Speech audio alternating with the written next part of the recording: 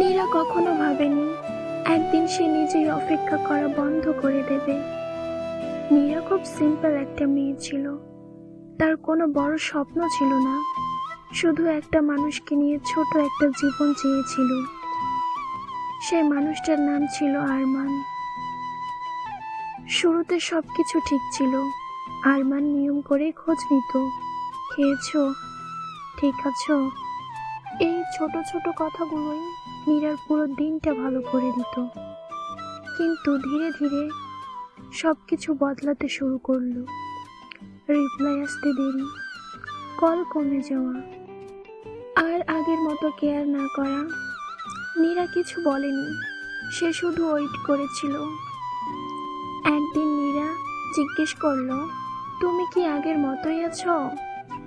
অনেকক্ষণ পরে একটা রিপ্লাই এলো, নীরা, আমি আর আগের মতো ফিল করি না।